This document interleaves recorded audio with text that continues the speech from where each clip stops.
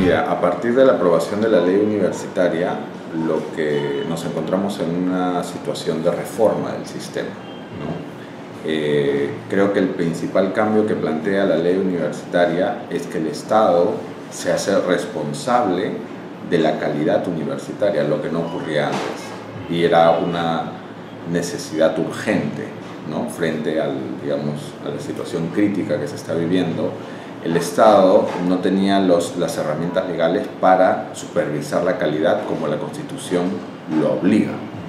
Entonces, en este momento la situación es una situación de cambio, de reforma de todo el sistema, porque evidentemente el Estado ahora está asumiendo su rol y obviamente con todas las dificultades del caso, con una disputa clara frente a los intereses que hacen negocio a partir de la mala calidad, porque el negocio en el tema universitario es la mala calidad.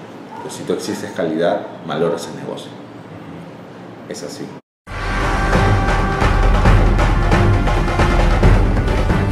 Sí, porque en realidad, a diferencia de muchos países en Latinoamérica como Chile o Colombia, en el Perú el lucro es legal. Entonces, el problema del lucro legal ha sido que no ha habido una regulación, una supervisión del Estado con respecto a la calidad.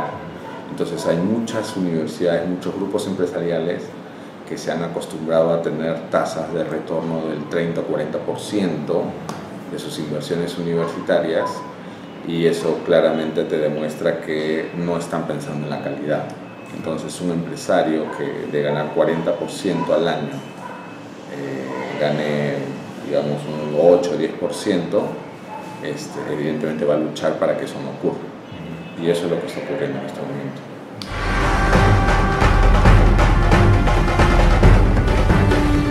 Yo creo que, a ver, en la década de los 90, cuando se da Fujimori toma dos medidas muy concretas con respecto al sistema universitario. Por un lado, abre el mercado hacia el lucro en la educación universitaria con el decreto legislativo 882, bajo, en fin, la premisa de que el mercado iba a modernizar el sistema educativo, cosa que fue falso y la evidencia lo demuestra. Pero la otra gran medida que toma Fujimori es la intervención económica y administrativa de las universidades públicas. A pesar de que Fujimori venía del sistema universitario público, él fue rector de la Agraria y presidente de la Asamblea Nacional de Rectores. Entonces Fujimori es producto del sistema universitario público que tenemos. Y él, en vez de aprovechar esa coyuntura, porque claro, veníamos de Sendero, veníamos los grupos terroristas de una situación hipercrítica que vivía la universidad pública, la interviene, pero no la interviene para mejorar, sino la interviene para acabar con el terrorismo, que era urgente, ¿sabes? Uno podría, digamos, a estas alturas, mirando un poco la historia, evidentemente era necesaria acabar o terminar con, digamos, el desgobierno, ¿no? Y el control que habían tomado varias universidades públicas por parte del Sendero Luminoso era real. Entonces Fujimori entra con los militares. Pero claro, cuando entras con los militares también hay abusos, hay una serie de atropellos. El tema es que en los 90s no se aprovecha la coyuntura para reformar para la universidad pública. Lo que se hace es entregar la universidad pública a grupos mafiosos internos dentro de la universidad. Entonces hay un acuerdo y dice, ok, se acaba con Sendero, se acaba con el desmadre, pero te alías con ciertos grupos que no necesariamente apostaban por la calidad. Y liberas el mercado. Entonces lo que tú has tenido es una universidad pública cada vez más restringida, ¿no? Con un presupuesto estático, si lo quieres ver así, durante el gobierno de Fujimori, no se aprovecha para mejorar la investigación, para traer profesores de afuera. O sea, era el escenario político, pero no lo aprovecha. Más bien Fujimori mantiene la universidad pública de lado y promueve la desregulación del mercado y hace que las universidades privadas con fines de lucro aparezcan. El modelo, para responder a tu pregunta, el modelo que yo creo que debemos apuntar es que el Estado debe ser consciente que la mejor manera de disciplinar a un privado no es con fiscalización, sino teniendo una universidad pública potente. O O sea, la universidad pública tiene que estar a la cabeza del sistema. Las universidades públicas tienen que ser la locomotora del sistema. Porque a partir que tú tienes una universidad pública potente, tú tienes las privadas que están detrás, la van a corretear por competir. Pero si tú tienes una universidad pública quebrada, con una corrupción terrible, como lo que está pasando en San Marcos, que es mi universidad, donde tú tienes un rector que, o sea, que es en verdad lo más lumpen y degradante que puede haber en este momento, es el rector de la principal universidad pública del país. En verdad no hay palabras para describir a ese rector que ninguna universidad en el mundo se merece. Entonces, si esos grupos corruptos copan la universidad pública, lo que tú haces es que la universidad pública cada vez pierde más espacio. En este momento hay muchas universidades públicas en las regiones que no cubren sus vacantes. La vez pasada escuchaba a un especialista que decía, el problema es que las universidades públicas no han abierto más vacantes. Ese no es ahorita el problema, estamos en una situación aún más crítica, que es que universidades públicas no cubren sus vacantes, porque ha aparecido la filial, que la mamá prefiere mandar a la filial a su hijo, pagar lo mismo que le va a costar la pensión, mandarlo a la universidad pública a la capital de la región, prefiere mandarlo a la provincia y a la vuelta de su casa, donde hay una facultad de una universidad X y le está ofreciendo una carrera. Entonces las filiales están carcomiendo la base social que antes sostenía la universidad pública. Entonces la situación es hipercrítica con respecto a en el corto y mediano plazo si no hacemos algo para revertir esa situación. Entonces la respuesta, en mi opinión, es: necesitamos tener un plan Marshall para la universidad pública. Necesitamos tener un plan muy agresivo para mejorar la calidad y la investigación en la universidad pública en zonas estratégicas. Nosotros en la ley universitaria lo que se puso fue un programa de fortalecimiento para 12 universidades emblemáticas. Tú tienes 51 universidades públicas, ¿no? Varias en papel, pero digamos, existen legalmente 51 universidades públicas. No puedes mejorar las 51 universidades públicas de golpe. Necesitas primero definir cuáles son tu prioridad, porque también no es lo mismo hablar de San Marcos que hablar de la Universidad Nacional de Chota. O sea, lo que tú necesitas es tener políticas diferenciadas. San Marcos está en Lima, es antigua, tiene redes internacionales, debería ser una locomotora. La de Chota debería estar más vinculado al desarrollo regional o al desarrollo de Chota, ¿no? Entonces ese es otro enfoque, otro tipo de fondos y de inversión. Cómo vincular la Universidad de Chota a los desafíos regionales de Chota. San Marcos, que es digamos, debería ser la locomotora, o la UNI, están en Lima y están mucho más vinculados al extranjero. Invierte más en su internacionalización y que éstas a la vez alimenten, porque el tema del conocimiento, el tema universitario, es un tema de transmisión del conocimiento. O sea, tú lo que necesitas son establecer tuberías entre el sistema para que el sistema se alimente. O sea, es una cuestión como de bombear sangre. O sea, es exactamente eso, y lo que está ocurriendo con la universidad pública es que está agonizando, pero no termina de agonizar. Pero probablemente si no hacemos algo en una década o 2 décadas, la universidad pública corre el riesgo de cada vez desaparecer.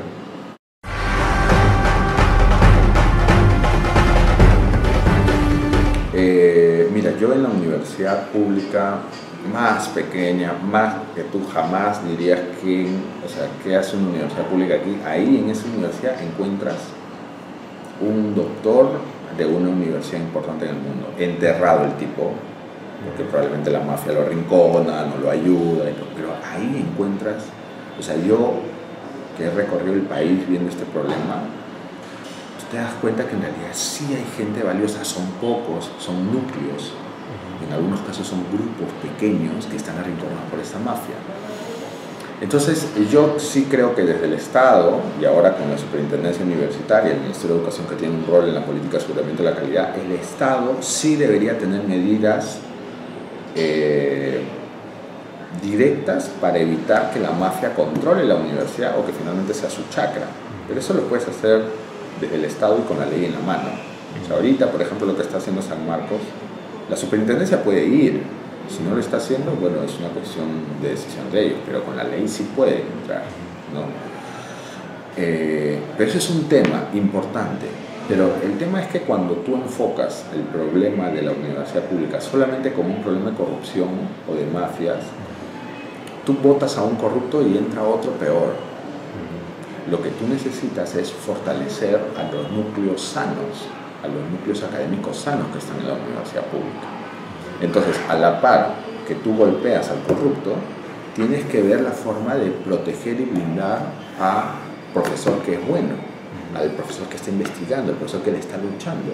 No puedes hacer una cosa sin la otra, porque, o sea, tienes, por ejemplo, en San Marcos, tú tienes grupos de docentes que son de primera, la uni, agraria, o sea, son gente de primera.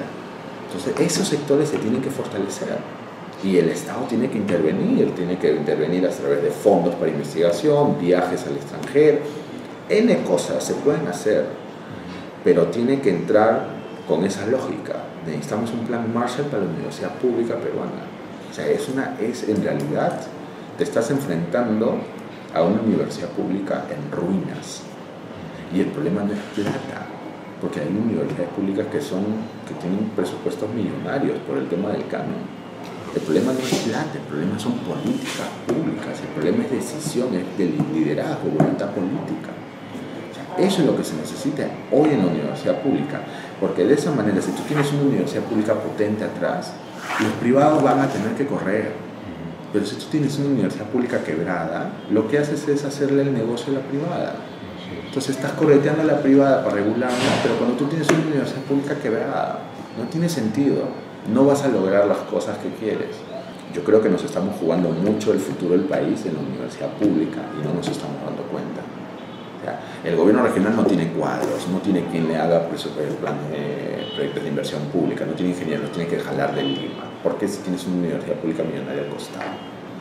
No, que tal alcalde tiene millones de millones, pero no tiene quien le opere, entonces van los corruptos, cooptan el municipio y se acabó. En fin, podríamos seguir toda la mañana describiendo todos los problemas sociales que involucra tener una universidad pública regional mala.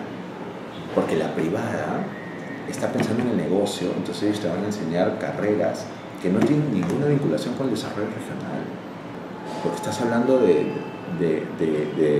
un sistema perverso que nos está haciendo perder a nuestro capital humano más importante, que son los jóvenes.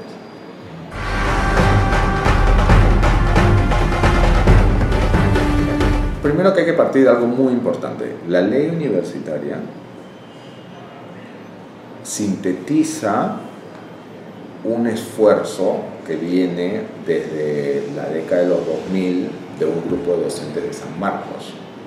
Un grupo de docentes de San Marcos en la época del 2000, donde está Manuel Burga, Nicolás Lynch, Zenón de Paz, César Germaná, y un grupo de ellos fueron, digamos, una trinchera crítica al modelo que Fujimori nos había dejado, porque evidentemente ese modelo apostaba por el abandono de la universidad pública y la apertura al lucro. Ese grupo siempre mantuvo, después aparecieron otros actores como Salomón Lerner, el propio Soto Nadal, que venía de la uni, o sea, había un grupo de actores que mantuvo una postura crítica, pero evidentemente no tenían el champion de la reforma para poder luchar, porque sabían todos los intereses que hay. Tú analiza el Congreso, de los 130 congresistas, mira cuántos tienen intereses universitarios. O sea, ¿qué partido político en este momento no recibe financiamiento de las universidades? Entonces está prácticamente copado todo, hasta que aparece Mora. Mora es para mí es un líder que sabe articular a la coalición reformadora. O sea, Mora no aparece de la nada. Mora lo que hace es darse cuenta del problema, asumir el liderazgo de la reforma y lograr que gente muy diferente, pero que tenía una misma visión de lo mal que estábamos, se articule. Entonces, detrás del esfuerzo del congresista Mora hay un grupo de gente que nos jugamos por la reforma. Entonces ahí es donde yo también entro a trabajar ahí, digamos, así nos articulamos con los estudiantes, porque los estudiantes son las principales víctimas de la crisis. O sea, en realidad las federaciones de estudiantes, las diversas federaciones nos apoyaban. Al inicio, claro, hay todo un discurso del tema de la autonomía, pero ese es un discurso falso. O sea, no conocer realmente la autonomía, para qué. O sea, la autonomía universitaria, el corazón de la autonomía es la autonomía académica. El Estado ni nadie te puede decir qué enseñar, pero eso que enseñas tiene que tener calidad. No importa si eres marxista o eres liberal, pero tienes que ser un marxista o un liberal bien formado. Eso es. El resto es engaño, el resto es floro. O sea, el resto en realidad no tiene sentido, simplemente es la autonomía para estafar. Entonces, al comienzo hubo una resistencia de los estudiantes, la gente porque no entendía lo que te estoy diciendo, tienes que sentarte a explicar y hacer un trabajo a nivel nacional, que es lo que el general nos mandó a todo el país. A hablar, a negociar. Si te tiraban piedras, con mayor razón, vuelves y hablas, convences. Y por eso se gana esta pelea. El gobierno, personificado en el presidente de la República, el presidente Ollanta, apoyó muchísimo la reforma. O sea, realmente yo creo que uno de los grandes méritos que ha tenido el presidente en persona, o sea, él fue apoyar esta ley porque él personalmente se involucró en esta ley y obligó al ministro de Educación a que tome una postura con respecto a la ley Mora, y en función de eso ya hubo la negociación política y al final salió la ley, pero es básicamente porque Mora logró articular una coalición que se enfrentara a estas mafias y estos intereses gigantescos, que en realidad ni siquiera los tenemos bien dimensionados. Y Ale Garcilaso es un ejemplo. O sea, un rector que gane 2 millones de soles mensuales te da una imagen de lo degradado que está el sistema, ¿no? Entonces, pero para responder a tu pregunta, finalmente, con todo el mérito que puede haber tenido con la conformación y el logro de aprobar esta ley, era una coalición precaria. O sea, porque era una coalición que se está enfrentando a mafias muy duras. Acabar con la Asamblea Nacional de Rectores, que era, digamos, el blindaje de la mafia. O sea, si tú analizas, o sea, estrictamente qué cosa era la Asamblea Nacional de Rectores y quiénes la controlaban, tú te das cuenta que toda la mafia universitaria estaba ahí. Entonces, la Asamblea Nacional de Rectores era su blindaje. Tú no podías hacer nada en el sistema. Si tú votabas a un rector corrupto, si los estudiantes se organizaban y votaban por un rector corrupto, venía la ANR, le intervenía y lo volvía a poner. ¿Por qué? Porque en la Asamblea Nacional de Rectores eran los propios rectores corruptos que se protegían entre ellos. Entonces era el blindaje de la mafia. Ahora, nosotros hemos acabado con el blindaje, pero no hemos acabado con la mafia. Entonces la mafia está golpeada, pero sigue viva, y esa mafia se defiende. Entonces esa mafia universitaria se resiste obviamente al cambio, porque le está malogrando el negocio. En el caso de un rector, le está malogrando los soldazos que se sacan. Entonces obviamente hay resistencia por parte del Estado. Es un Estado que recién está dándose cuenta qué cosa pasa en el sistema universitario, porque un Estado básicamente vinculado a un sector de las élites donde funcionan bien las cosas. O sea, hablar de universidades como la Católica, la Pacífico, la Cayetano, la de Lima, son universidades que funcionan bien. O sea, que uno podría decir, qué bueno que están en el sistema. Ellas se han adecuado en un minuto a la ley universitaria, porque la ley universitaria a ellas no las afecta, porque lo que la ley quiere es mejor calidad. Es una disputa que yo creo que hay que ayudar, apoyar, y por eso me parece muy importante esta entrevista y el Instituto Peruano de Competitividad, que yo sé que están involucrándose en el tema, planteando agenda. O sea, eso es lo que hay que hacer, hay que seguir planteando agenda, hay que tocar el tema, hay que movilizar actores, hay que llamar la atención, mira este rector, mira este otro. Pero como te digo, necesitamos un plan Marshall para la universidad pública. O sea, necesitamos un plan de reconstrucción de la universidad pública. Si no hay ese plan de reconstrucción, no importa todas las políticas que hagas para enfrentar la mafia o para el aseguramiento de la calidad, O sea, es la universidad pública el corazón del sistema.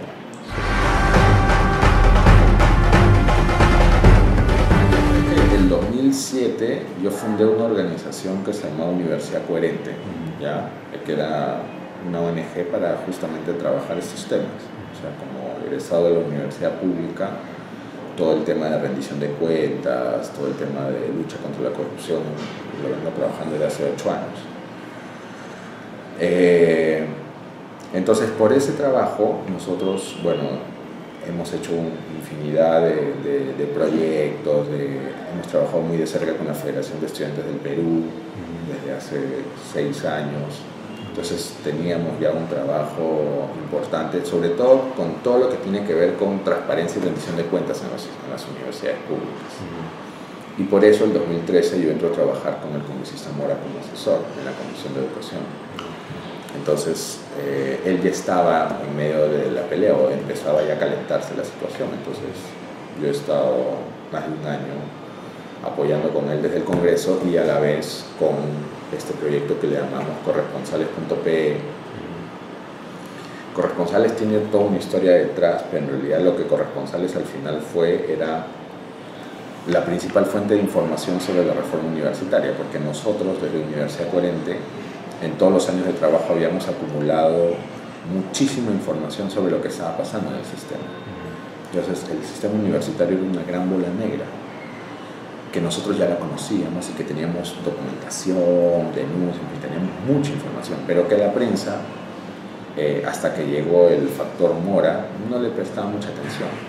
O sea, es a partir de Mora que se da la ruptura y la prensa empieza a buscarte. Entonces, corresponsales.pe era la principal fuente de información de los medios de comunicación en el tema universitario, porque nosotros ya habíamos venido acumulando toda esta información y ya después metimos todo el tema de visualización de datos, infografía, videos aplicativos, web, o sea, ya, digamos, explotamos esa información de esa manera, pero ya era una cosa que veníamos acumulando.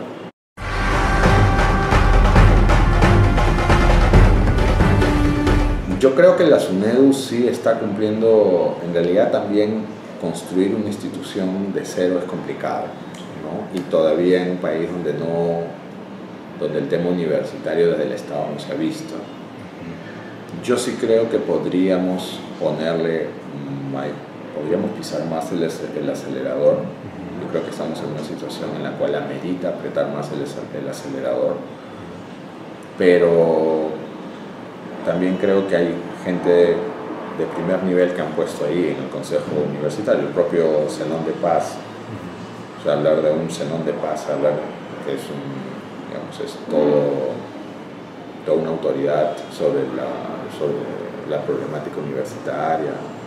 En el consejo de la SUNEDU es que tú te das cuenta, o sea, tú veías, por ejemplo, a los representantes de la Asamblea Nacional de Rectores, que en realidad eran unos impresentables, y tú ves ahora a una profesional como Lorena Macías, a un ex rector de la Cayetano, tienes a Martín Benavides, o sea, tienes al propio Zenón de Paz.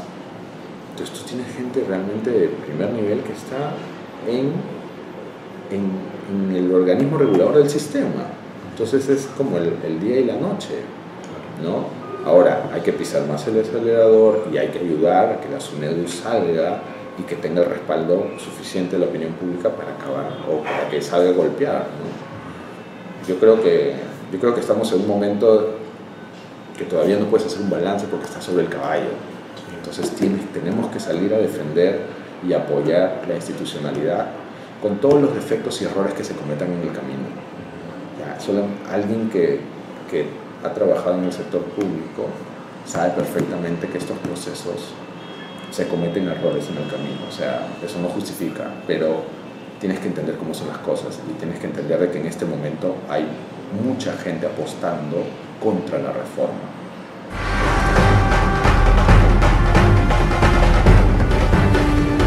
Yo creo que, recogiendo lo que dice Julio Kotler, la política es hacer posible lo necesario, sin perder de vista que tú tienes un horizonte y un ideal.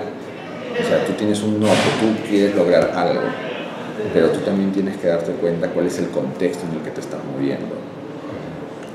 totalmente de acuerdo que digamos, yo creo en la investigación como motor de transformación en el sistema universitario. Una universidad que no investiga no es universidad. Pero yo no voy a descalificar o desacreditar en este momento a gente como Zenón de Paz. Simplemente tendrías que darte cuenta quién es Zenón de Paz y qué es todo lo que ha hecho Zenón de Paz por el sistema universitario en términos de publicaciones, en términos de trabajo político entre la universidad para resistir la mafia, para yo salir a descalificarlo porque no tiene revistas indexadas o artículos en revistas indexadas. Eso es estar fuera del contexto en el que el Perú se está moviendo. O sea, ahorita estás en una guerra, y en una guerra toda la gente que ha luchado tiene que estar en el mismo bando, sabiendo que después que acabe la guerra ya nos pondremos de acuerdo y diremos, ok, ya pasó la guerra, la cosa ya está pareja, ahora pongámonos de acuerdo cuál es el segundo piso. A mí me parece que el tema de la meritocracia, en el caso de cuando ya estemos en un escenario de reconstrucción de la universidad pública, va a ser todo. Porque meritocracia académica va a significar que en las universidades públicas los mejores cuadros académicos estén a la cabeza de la universidad. Y eso tiene que pasar. O sea, yo creo que la meritocracia en una universidad pública es importantísimo, pero la meritocracia pasa por las reglas de juego. ¿Cuáles son las reglas de juego y quién las impone? ¿No? Entonces, yo creo que eso lo que tienes que hacer, como te digo, es ayudar a estos grupos académicos sanos que existen en las universidades públicas, bombearles sangre, permitir que se reproduzcan, porque ya no pueden ser 5 o 10 profesores, tienen que ser 100 para que se enfrenten a los 60 mafiosos. Entonces tienes que bombearle sangre a través de un proceso de reconstrucción de la universidad pública y lograr que la meritocracia se imponga, pero se va a imponer en la medida en que fortalezcas a los buenos. O sea, es un proceso que es clarísimo. O sea, no hay universidad en el mundo que funcione sin una lógica meritocrática en el ámbito académico e investigación. Eso ni siquiera deberíamos discutirlo. El tema es cómo llegamos ahí.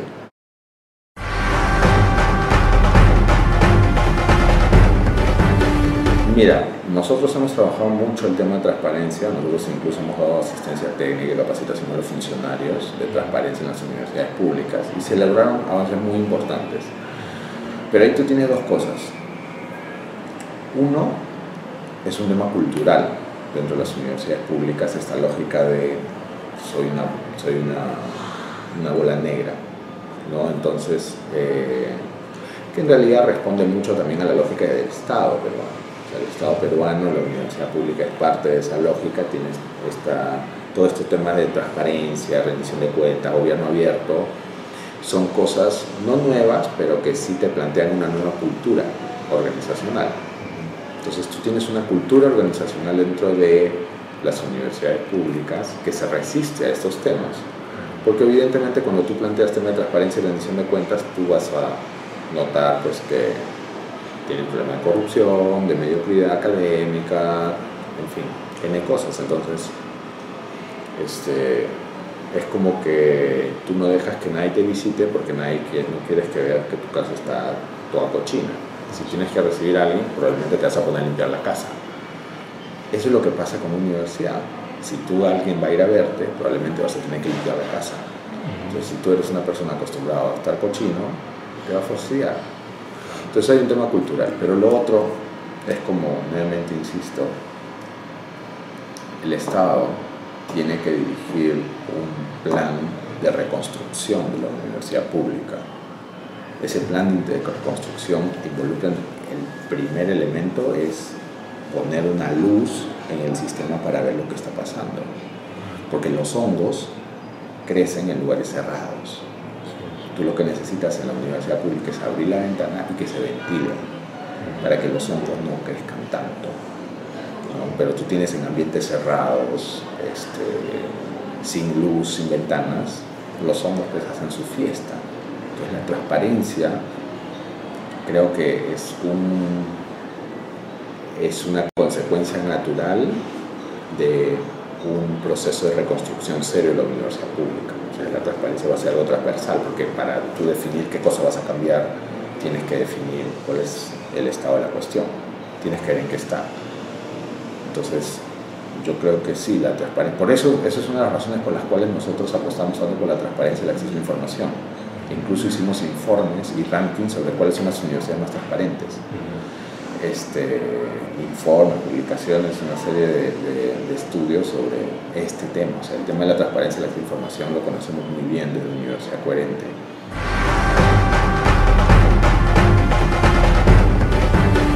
Bueno, Universidad Coherente es la institución, es una asociación civil sin fines de lucro, que fundamos un grupo de egresados en 2007, egresados de las universidades públicas y privadas, que estábamos interesados a contribuir al tema de la universidad pública, ¿no? El caso de corresponsales es un proyecto específico que nosotros empezamos en 2012 y era un proyecto que en realidad lo que buscaba era promover, digamos, la transparencia dentro de las universidades públicas, pero de una manera bastante particular, y era a través de las herramientas de visualización de datos, las nuevas tecnologías, el tema del periodismo digital. Entonces hicimos un convenio con una universidad pública por medio del cual ellos nos daban el respaldo institucional y nosotros capacitábamos a sus mejores estudiantes, todo con fondos de la cooperación internacional. Capacitamos a un grupo de sus mejores estudiantes en periodismo digital, cosa que obviamente en la universidad pública no los capacitaban. Entonces nosotros le brindamos todas las herramientas, le damos los equipos.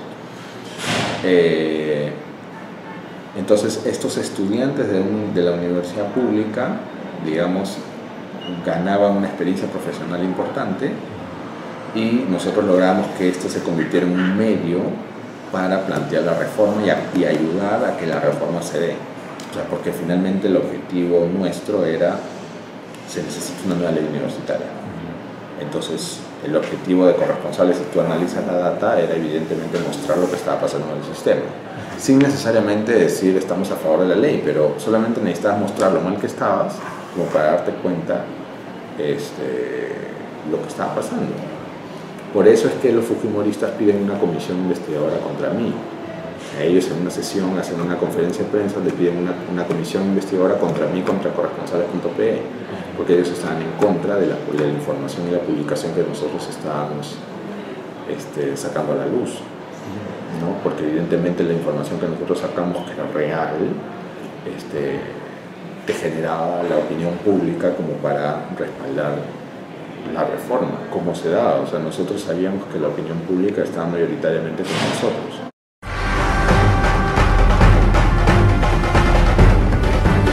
Se está diseñando una política de aseguramiento de la calidad, ¿no? Que, digamos, englobe la manera en que el Estado va a intervenir dentro de la universidad, o digamos va a involucrarse con el sistema universitario. Esta política de aseguramiento de la calidad va a tener una serie de estándares y el Estado se está decidiendo cómo va a evaluar la calidad de las universidades. Entonces, a eso técnicamente y digamos en todos los países se llama sistemas de aseguramiento de la calidad. Entonces, eso es lo que vamos a tener. Nos estamos actualizando, nos estamos ayornando con lo que está pasando en otros países. Pues no estamos haciendo nada fuera de lo común. O sea, en realidad, bueno, sí entiendo la resistencia, que en realidad es simplemente plata, ¿no?